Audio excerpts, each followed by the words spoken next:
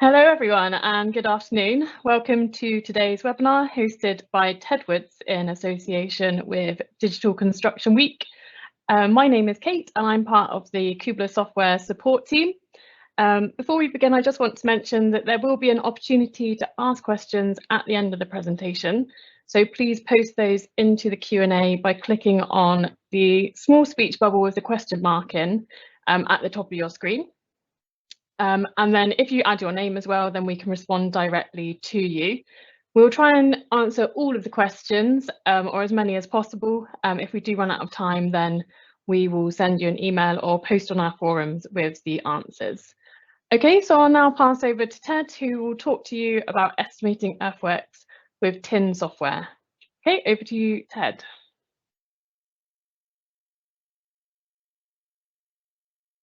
Welcome to this talk on estimating earthworks cut and fill volumes with cascading tin volume analysis. We'll be taking a look at this topic with using one of the software tools that we make called Kubla. But a lot of the content is quite relevant to other products as well. So we'll start with the background on Kubla and what we do. Kubla was founded in 2013 by myself and my brother. We're based in Bristol. We started in the Set Squared Business Incubator, which is a startup incubator scheme in Bristol and an award-winning one.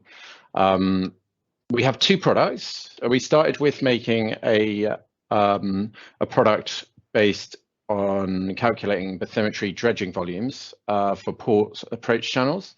And then we used that technology to also make a product for the construction industry for calculating cut and fill volumes on building sites. So I'll start with an overview of what we'll be talking about today. So we're going to be looking at what is tin, which is a major technology that we use in our products, and also the advantage of using tin for calculating volumes. We'll also be looking at how you can complete complicated earthworks projects by cascading the calculations through a series of tin volume comparisons. And then at the end, we'll be looking at how you can use some of that data that you produced in our software and others for integrating into BIM platforms or doing further work in CAD and loading into machine control systems. So we'll start with an overview of tin. A lot of people maybe are quite familiar with these topics, but some people are sort of maybe starting from the beginning. So we'll cover what a tin is. So tin is a triangulated irregular network, it stands for. It's an acronym for that. In a tin, you have a series of connected triangles. So it's made up of, it's a surface described by a collection of connected triangles. The points on the triangle, the 3 points that make up a triangle, will be described as vertices or a vertex, a single one. So it's quite simple, really. None of the triangles can overlap each other. They have to be connected along their edges. So you might, if you have a background in 3D modeling or animation, know something about computer game modeling, you might think, oh, that's kind of an obvious way of representing a surface, but why would you use anything else? But traditionally, a lot of different methods have been used for representing topography and bathymetry. So for instance, like on maps, contour lines are quite often used for representing a surface. They're very easy to read by a human. Cross sections have often been used in engineering to kind of represent a surface, a series of cross sections, for instance, along a river or road. And point clouds are used as well, especially now for drone, with the popularity of drone surveys and LiDAR data. Point clouds are very popular. So they all have their sort of strengths and weaknesses. I will talk about some of the strengths of the tin. So the tin mathematically is a mathematically complete description of a surface. So it doesn't contain any approximation. With some of the other models, like a contour set or a point cloud, if you have a point in between 2 points, you have to work out what that elevation is. Whereas with a tin, you can evaluate what each point along the surface is in a complete way, whereas the others, it's sort of ambiguous. So the point between two contour lines has to be extrapolated from the other contour lines. And the exact method of how to do that varies from implementation. So the tin is very good in that aspect. It's also, a tin is made up of triangles, so it's very compatible with hardware acceleration algorithms used by the 3D game industry and 3D rendering industry, so that's an advantage. Probably the main advantage for us is it's the de facto input data for cutting edge surface algorithms these days. So if you create tins in a program like Kubla Cubed, you'll find that they are set up already to go into machine control systems, to go into 3D printing, to go into a lot of different applications, or BIM. It's kind of a great data for use for describing topography in a BIM system as well. I'll briefly talk about the disadvantages. Can be extremely complex mathematics when working with tins, and you require usually powerful computers to work with large data sets. Whereas some of the other models are a lot simpler and can even you can even do certain things by hand with some of the other surface representations. So we'll talk about now how to create a tin. Now we know what one is. Now you don't define a tin by drawing triangles by hand, or you don't survey triangles on site. So what you usually do is turn a contour set or a series of points that have been surveyed or break lines into a surface. So computer software can do that usually with a Delaunay triangulation algorithm. We use a modified Delaunay triangulation algorithm in our software. So I'll quickly demonstrate how our software creates a tin model from a contour set. So in this example, we're going to be using CAD data as the input, but you can also trace from a PDF, or you can import from a file, a point file, or a spreadsheet. So there's a lot of different ways of bringing the data into the program to be triangulated, but we'll be using CAD in this case because it's the fastest method. So in the program, for those who haven't seen this before, we have a series of sort of phases down here. Each phase contains a proposed surface, so apart from the existing. So we're going to start by defining the existing surface. So we click plus here. Now there's two options. You can have a triangle surface, so that's a tin that's already been created in another program, but we won't be doing that. We'll be defining our own. So we select the feature surface, which contains points, contour lines, and break lines. We click on the contour tab because we're importing contour lines for this example, and add contours from file. So you click on there, and then this is a CAD file that contains the data we need. So after it's loaded, we need to set a sample that the program can then go through the rest of the CAD file and find similar entities. So in this case, I've selected the existing contours, and it's used the layer and line width information and other markers to decide what other entities are similar. So we bring in the existing contours there. And to define a tin, we need also to have a boundary. It needs to know the extents of the triangulation. So we do the same process. We click on outlines, add from file, and we now set the sample to an outline for the existing. Okay, so that's all the data we need to define the existing. We've got a outline, we've got contour lines with elevations we've imported from CAD, and then you click OK, and the program should triangulate and create an existing surface for you. And then if we go into 3D view, you can see that surface there, and then that's ready for the next stage. So the next stage in any cut and fill software is to then define a proposed surface, and after that is to try and calculate between the existing and the proposed surface what the cut and fill is. So it's kind of easier said than done. So this is what you're trying to end up with, is like a sort of map that has different values for the cut and fill on each point. So traditionally there's been different methods of doing this. So some people might be familiar with these methods here, which are often done manually or with spreadsheets. In fact, on our website, we've got spreadsheet templates that you can use to do the cross-section method, to do the grid method. So the cross-section method is basically you're striking or stroking like cross-sections across your topography, and you should get a cross-section of an existing and proposed line. and then you can actually work out areas of cut and areas of fill on the cross section. And then there's a method by which you can kind of extrapolate the data from those areas across your entire site. Another method involves rationalizing your whole site into a load of grid squares.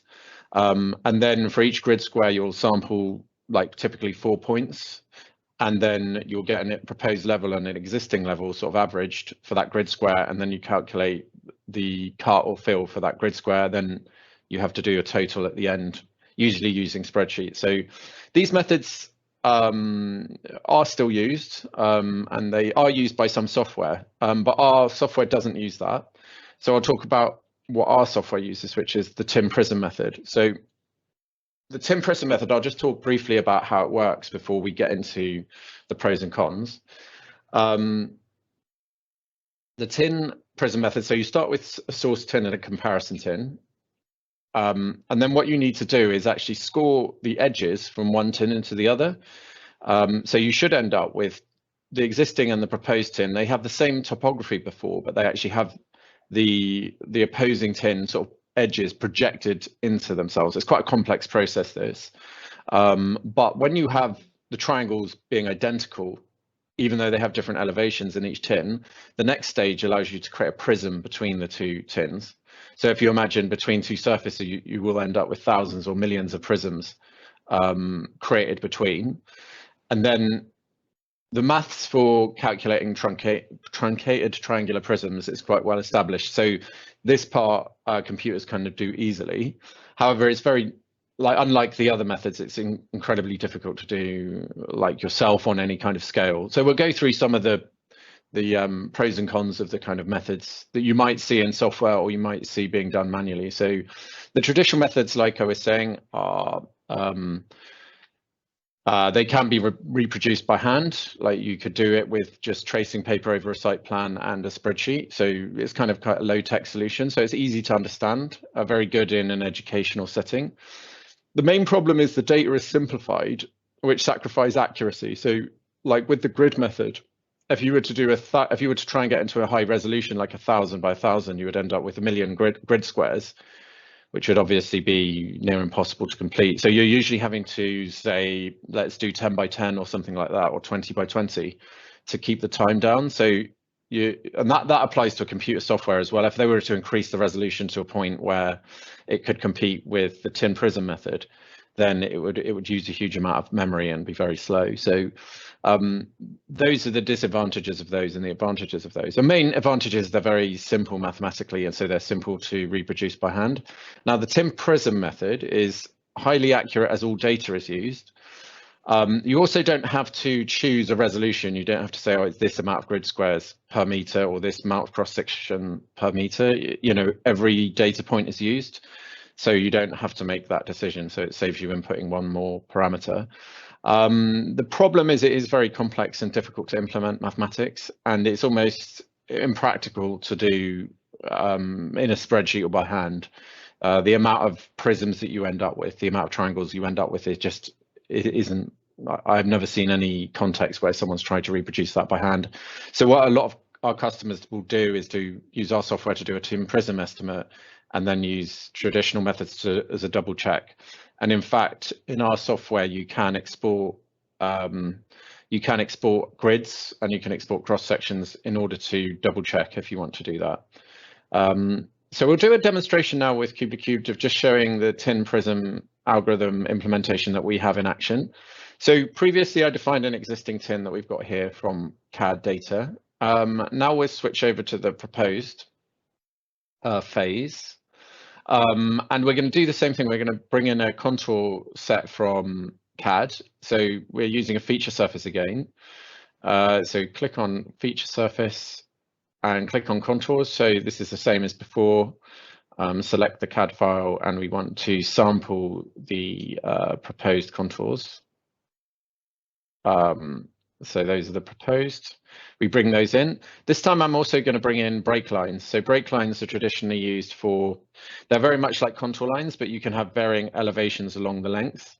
So they're used for things like retaining walls or the sides of roads. So in this case, there's a small like road coming into this site. So we're going to use that to define the side of those roads.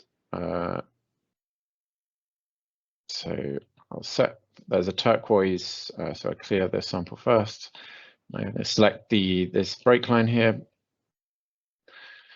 So there you have it. You have the break lines along. They're sometimes in road design referred to as strings. In our program that we call them break lines. In tin modeling, they're usually called breaks. So I also set an outline for this one. And just quickly do that. And when I click OK, it should triangulate. And then immediately the comparison between the existing surface and the proposed surface is done using TIM Prism volume calculation. So up here you have the cut and fill analysis. You can see there's a 3,700 meters cubed of cut, 4,490 of fill, so leaving you as a net of 790. And you can also see the cut and fill map here. So the deeper reds are where there's a deep amount of cut, and the lighter are where there's less cut. So, and it's the same with the fill. The deeper, the higher the fill is the darker blue. You can change those color schemes, but that's basically how it works. So that's that for the cut and fill.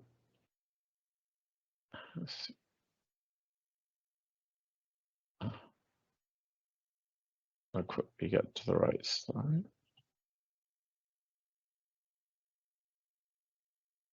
Okay, so that's like cut and fill between an existing and proposed phase, which is the standard way of doing it.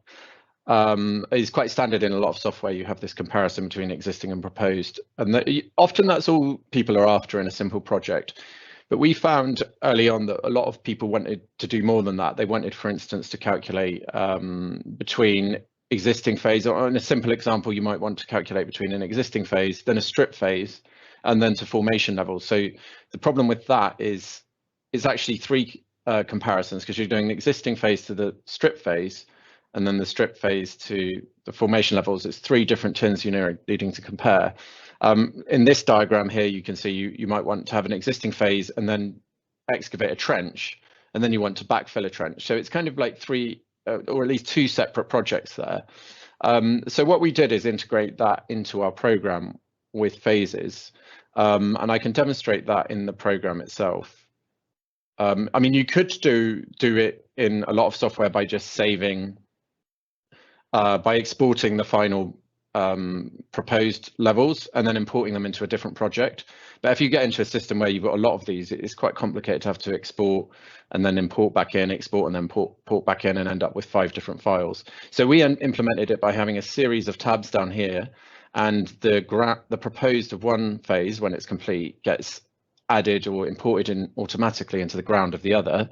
And it kind of, we call this a cascade of calculations, because if you change, say in this example, I'll add a strip phase. So I'll move that one to the left and I'll rename that to strip.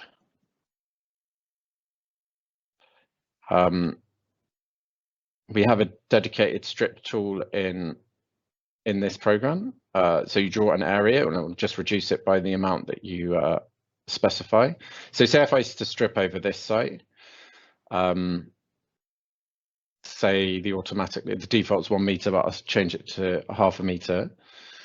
So in this phase, we've got a strip which has come through as 5,000. In the top left here has come through as 5,649 meters cubed of strip material. And then in the proposed, you can see that it's actually calculated from the formation levels from the strip level, which is what you want. And it's resulted in more fill than we had before. So you could, in fact, create another phase, and then we could do more work on this, and you can keep going. So here I might, for instance, this is a backfill example. If I wanted to fill these 2 cavities in the earthworks, I'll show you a technique that we'll be touching on later for how to do this. So I'm going to just create a flat area, almost like a plane of earthworks around here. And I'm going to set it to 1281. I'm going to set it to, it's just below. So one thing that we can do here, so this is a flat area that's just below the ground, the proposed ground here. and it's cutting and filling at the same time, which is what you'd expect. But I can actually change the mode to be just fill, and then it will just fill those cavities and won't do any cutting. So that's something that we'll be looking at later. So it's quite a useful thing. So if you built ground around a certain site, you can cover it on a certain level and then set it to fill only up to a certain level, and it will fill those. It will give you the report of how much fill is required in those cavities. So in this case, 67.99 meters cubed of fill. So that's our software, but I think it's important to look at a customer project to give it some context. So one of our customers is a company called Smarty, who deliver engineering services. They're based in Estonia. They have like 25 clients worldwide, and they do drawings and BIM models for the whole project life cycle. They produce AutoCAD drawings, Revit models. They also use Kubla for their cut and fill estimation. So that's the kind of work they do. And we'll go through one of their sites and how they've used Kubla to calculate using this cascading calculation system that we've designed. So they start off with their existing surface, like probably defined in the same way that we did. And then they've got a site strip. So this is stripping soil from the site.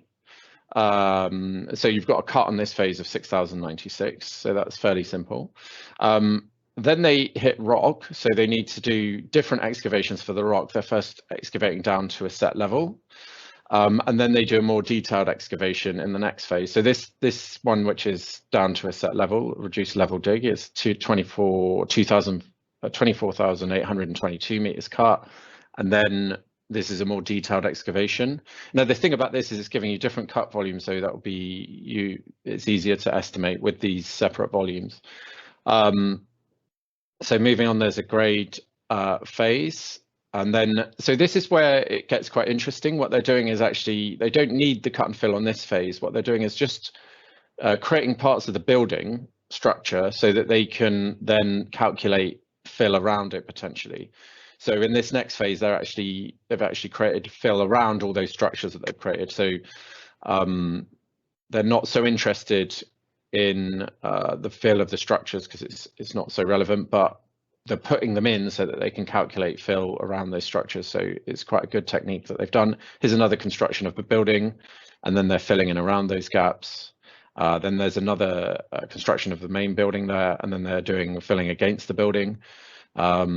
So it's a very useful technique that they've worked on. They're doing the drainage there and shingle, and I think another building, and then they do a final one filling up against the building again. So it's all broken down in their project as the client needs for that one. So it's quite a good project to look at.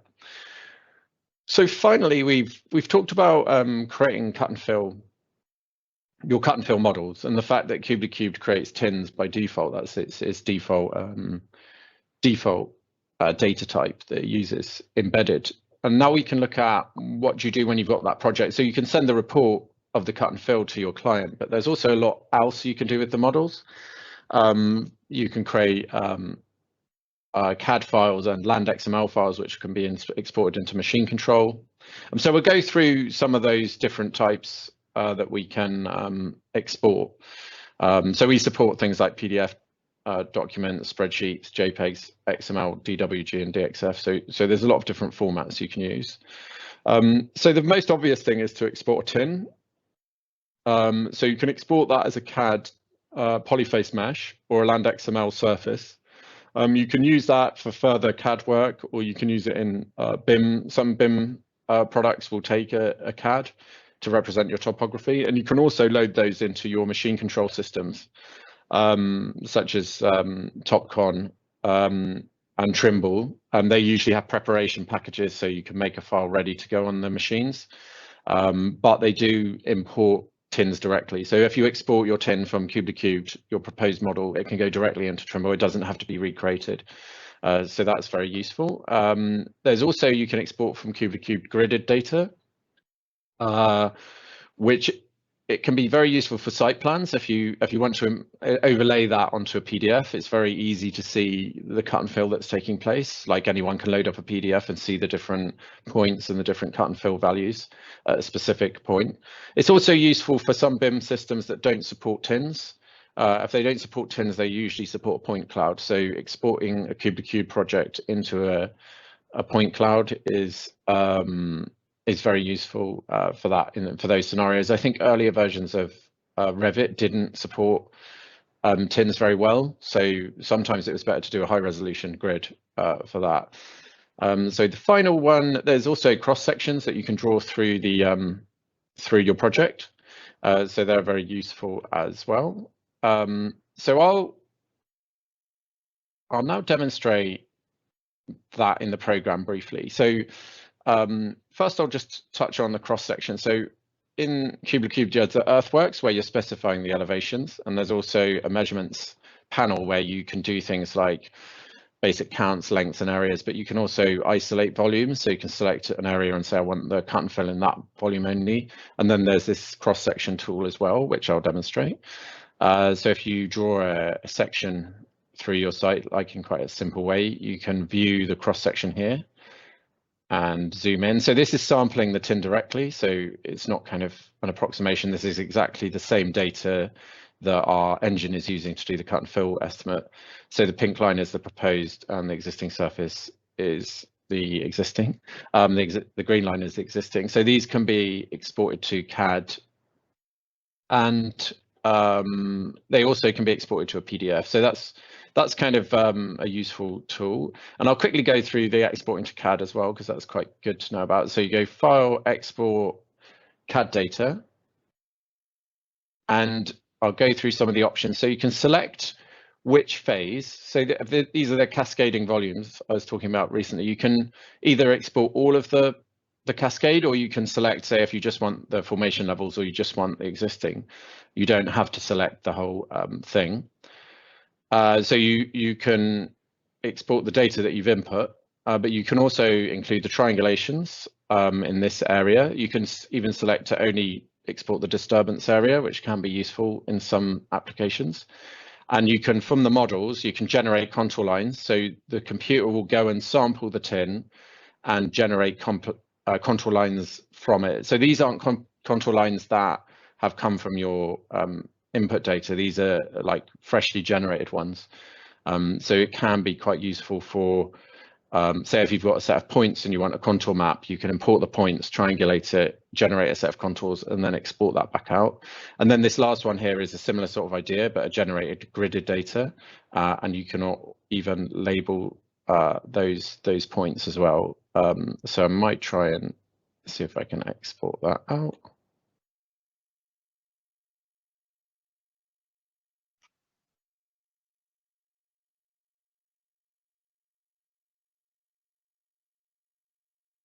Okay, so this is loading in CAD now.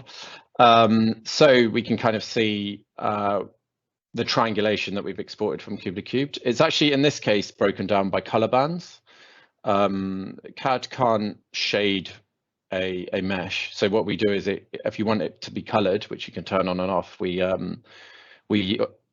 separate each color band into a different mesh. So you can see there's the red one and there's the blue one. So that can be quite useful. You can see the contour lines all separated into the layers, and also the points. So that's the exports of Kubla Cubed. So that's everything I think from the talk. I'm not sure if there's any questions at the moment, but if there is any questions to be followed up on, we can, if you send them to either support@kublasoftware.com or kublasoftware, or we also have forums at forums.kublasoftware.com. We'll be happy to answer any questions you have. You can also, from our website, download a free edition of the software, which is a feature limited but free. And we also can do demos and trials if you get in touch. So thanks for watching this presentation. We're shortly to be releasing Kubla Cube 2021, and we'll be doing a follow-up video later with a sneak peek of the new features. So if anyone's interested in that, if you watch our forums or sign up to our newsletter, we'll let you know when that's released. There is a question. Let's see. Apparently there is a question. Okay, the undo. Okay, 1 second. Sorry about this.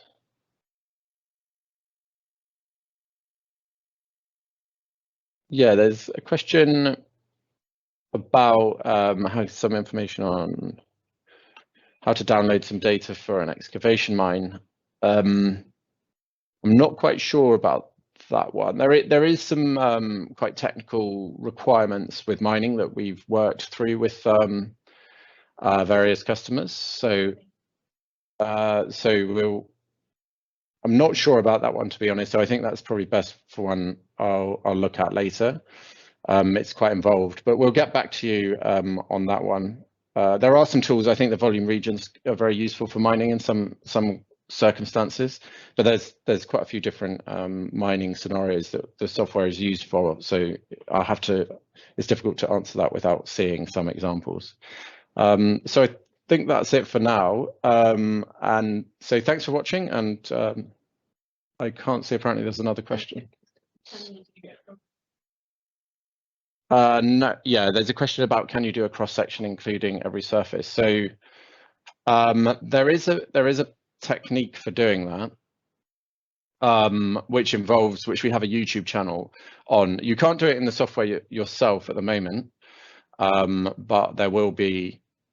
We are looking to do that in the future. But what you can do is you can export it to the cross sections to a spreadsheet, which I'll try and go back here. So if you go create spreadsheet cross sections, you can then, if you play around with the columns, you can then get Excel to generate a cross-section view for you with all the phases, with all the lines from a single phase. So that's in one of our YouTube videos. If you search for Kubla cubed cross-sections, I think it's towards the end.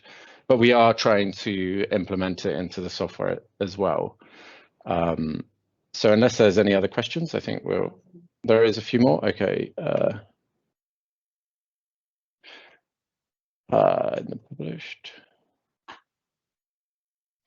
Okay, there's a question saying, I joined late, can we access this demonstration later? And I believe that's true. So we'll try and send you the recording on the website. Okay. There's a question, are you guys planning to include blister calculation into Kubla? I'm not quite sure what that is, unfortunately. Blister calculation. I'll follow up with that one because I'm not sure what that's about. Blister calculation. So someone's asked, how is communication with machine control? What kind of data is coming from machine? So in Kubla Cubed, we can export land XML and CAD polyface mesh and the line work. So usually, like, we don't necessarily have access to the machine control systems. So there's a section on our forum which is called machine control, which we encourage people to kind of post if they've given it a go, because there's a lot of different systems and there's a lot of different setups. So it's very difficult for us to test on each one. But with the land, we would recommend for surfaces, for tins, you use land XML, and for line work, you use CAD. And then you should be able to import that into your Trimble or Topcon or other brand like Prolec systems. If it doesn't work, then what's happened in the past is people have got in touch with us either on the forums or by email and saying it's not working, I've got this problem. If you can send us screenshots, then we can help, we can work through it.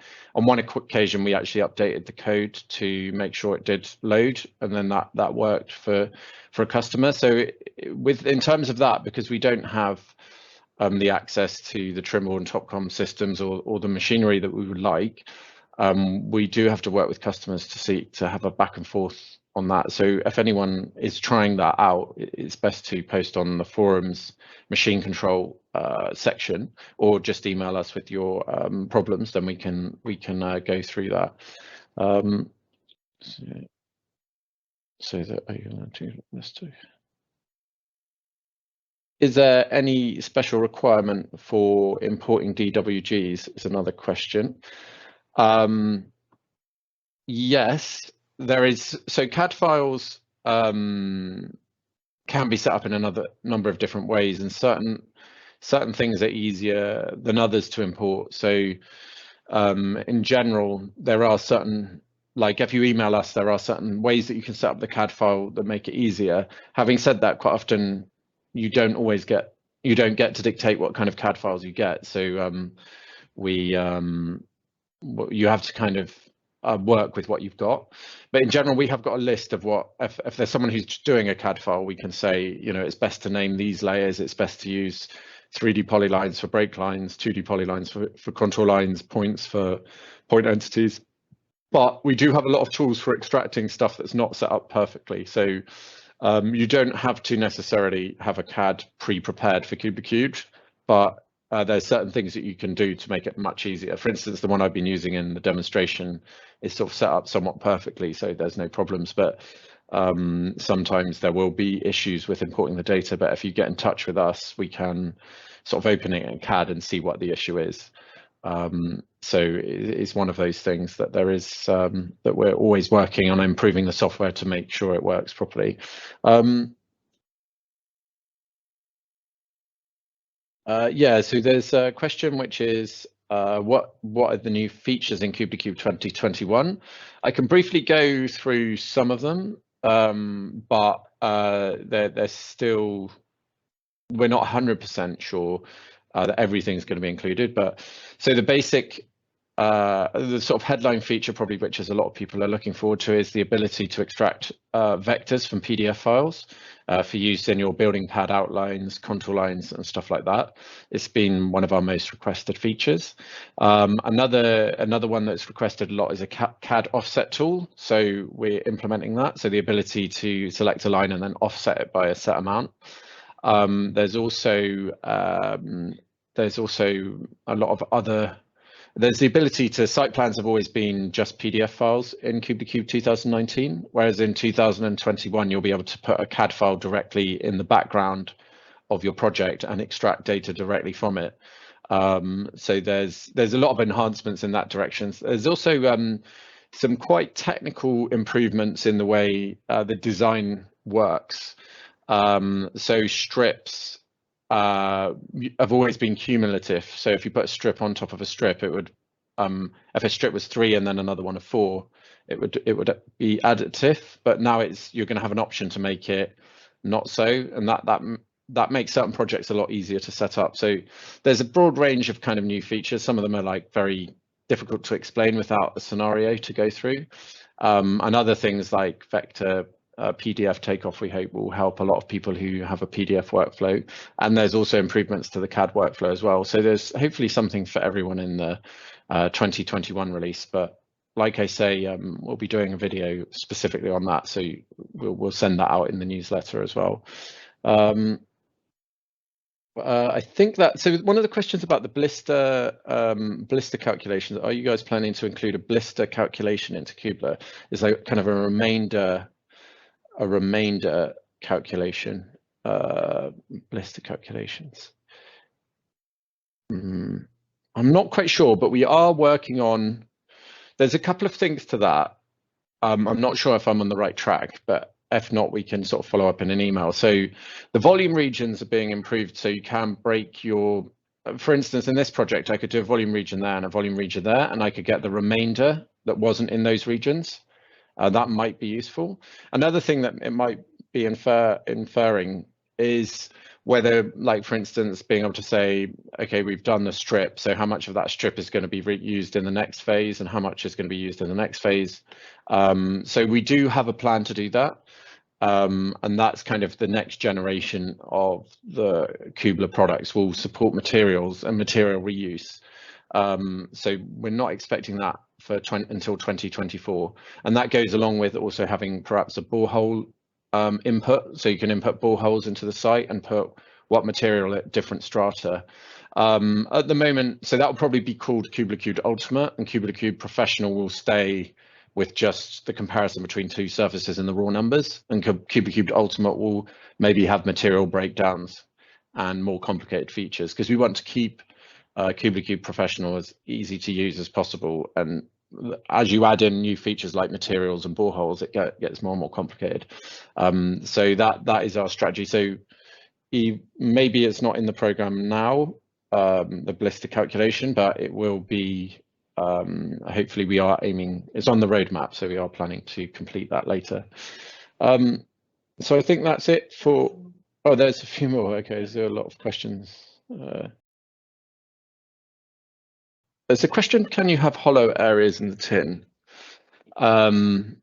There's a couple of things. You can definitely have a tin with, you can punch out a hole in a tin. For instance, in this, I could punch a hole in the tin. So like I'll add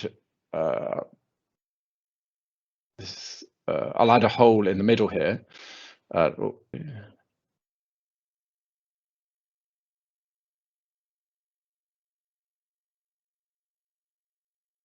The answer is yes, I think. This is an example of the proposed with a hole in it. So I've done an outline with an outline, which the inner outline will be excluded from, will be basically exclude the tin. So there I've done an outline with an outline. And so this proposed tin has a hole punched in it. So you can do that with the software. What the question might involve is, can you create a sort of cavity, which is then excluded from the next phase? So you can't do that. You can't have an empty cavity, but you could do what eSurvey were doing, which is create a fill area, which then you create. So for instance, if I created a platform here, that would work as a cavity. So if I change it to fill, so I could just ignore that phase and treat it as a cavity and then calculate over it. So if you wanted to calculate on top of a 3D cavity, like a 3D hole, then you would use that technique. But if you wanted to just punch a hole in a tin, you can just put an outline within an outline. There are other ways of doing it. So, but it's a bit involved. So I can follow up with that later. But I think the answer to that question is yes.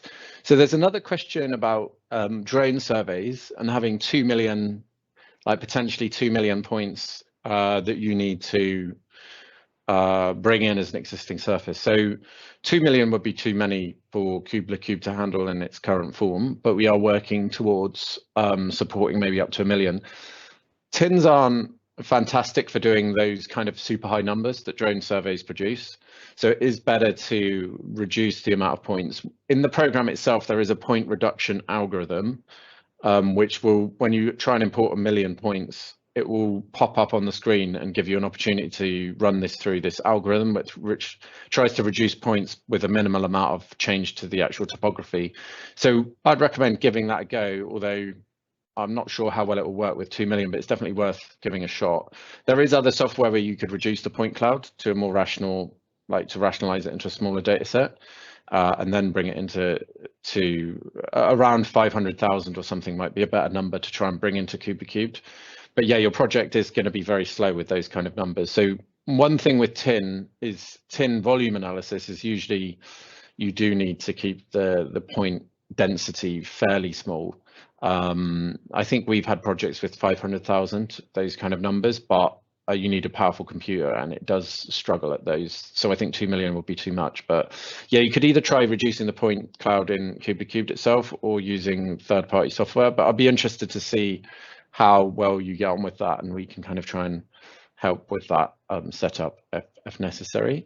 Yeah, there's a question, can you import borings to classify existing soil? So that feeds into something I mentioned earlier, which is not possible at the moment, but it's something we're working towards in 2024 in Kubla Cubed Ultimate Edition. So Luke has asked, is there auto balancing cut and fill and a possible future feature? So we have been asked about that a lot. There is a sort of there is a kind of a manual trial and error approach that you can do. So if you break your site up into, I'll just do a little example here, so this is like 2 different areas. So which you're willing to adjust, you can manually adjust each of these. So if you change the define to level and offset, you can move this one, say, down 0.4, and then this other one up. I can move. So we're basically offsetting them in Z. So I can move this up it's not an automatic site balancer, but you can, if you break your project up into different clusters, you can use these offsets to like move one section up, move another section down, to kind of manually, as a sort of like trial and error approach, and it can get you good results. Say if you had a car park and a building pad and a sort of play area or something like this, you could kind of move one up and down and maybe move the road down. So it gives you the option to balance. But it's not like a click of a button and it tells you, but it is something that we have been thinking about and looking into. We've got, as you can imagine, a lot of different features to kind of be working on. But yeah, that's definitely one of the ones that gets asked quite a lot. So how large areas you can work with is another one. I think I'll have to make this the last question because it's coming up to the time. How large areas? So we've had projects, it should support very large sites. I don't think it's, I think the size of airports is probably the largest site that we've had, but the calculation engine is designed to work in meters. So like anything on that scale where you describe something in meters, I think it would be fine. So we've had airports, marine ports that are up to a mile in size. But anything over that, yeah, you might have to check with us that it's okay. Like if it was measured in, started to go multiple miles in size, then I think it'd be a problem. But it's more to do with the amount of data you've got. So in the case of the airport, it might be they might have used a smaller amount of resolution for the site survey, so that it wasn't like 1 million points, for instance. So that's more of a barrier than just the physical size of the site, is the amount size of the data set. So if there's any other questions, there's one more perhaps, where is that in new? Why the name Kubla? Okay, that's probably a good one to start with. So we wanted a name that was kind of unique and easy to remember, although it is quite difficult to pronounce. So we live near a town in the UK called Nether Stowey, which is the site of where the poet Samuel Taylor Coleridge lived for a brief period of time. And one of his most famous poems is Kubla Khan. Like I said, the company was started by me and my brother, and our dad was a huge fan of Samuel Taylor Coleridge, the poet, who also did the rhyme of the Ancient Mariner. So those two things, I guess there was some memory.